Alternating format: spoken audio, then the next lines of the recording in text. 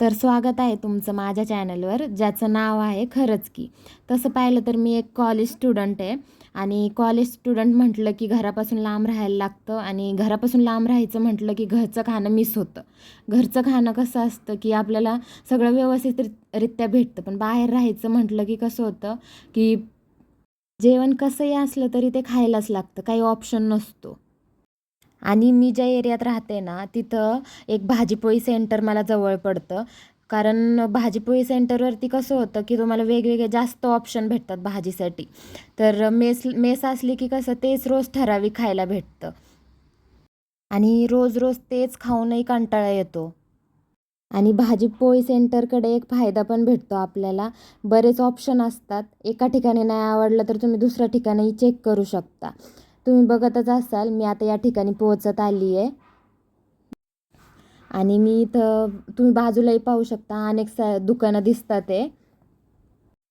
तर मी इथं पोहोचली आहे. पहिल्या याच्यात मी भात पाहिला आहे, भेंडीची भाजी आहे, त्यानंतर सुका बटाटा आहे, त्यानंतर फरसाणची भाजी दिसते आहे, शेवभाजी आणि चण्याची उसळ आहे, त्याच्यानंतर शेपूची भाजी दिसते आहे. हा मसाला राईस आहे त्यांच्या इथला आणि इकडे पलीकडे चपात्या चालू आहेत आणि ही मटकीची भाजी आहे. ठिकाणी मी फरसाणची भाजी आणि मसाला राईस आणि 2 पोळ्या घेतल्या होत्या. तर तुम्ही बाजूला पाहू शकता खूप मोठा एरिया आहे आणि खूप छान छान स्टॉल आहेत दुसरे पण. आता मी माघारी चालली आहे. असं झालं होतं की सकाळपासून ना खूप वडापाव खायची इच्छा होत होती. तर इथे जवळच एक स्टॉल होता म्हणून वडापाव घेतला तिथून गरमागरम. आता माघारी रूमवरती चालली आहे. आणि हा एरिया ना तसा खूप गर्दीचा असतो, कारण सगळा एरिया कॉलेज स्टुडंटचाच आहे जास्त पाहिलं तर. बाजूला पाहू शकता सगळे खाण्याचे स्टॉल आहेत, जसं की मंचुरियन वगैरे आणि फ्रुट्स वगैरे पण फ्रेशली भेटतात.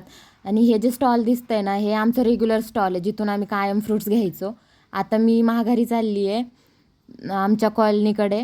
तर आमच्या कॉलनीमध्येही बऱ्याच लोकांनी झाडं-झुडपं लावलेली आहेत. तर आता मी हॉस्टेलमध्ये एंटर करते आणि आमच्या हॉस्टेलमधली आनंद देणारी एकदम शांततेची जागा म्हणजे एक गणपती बाप्पाचं मंदिर आहे. तिथे खूप प्रसन्न वाटतं मनाला आणि बाकी काही नाही. तर असं असतं माझं रोजचं routine. Please subscribe, like, share and comment.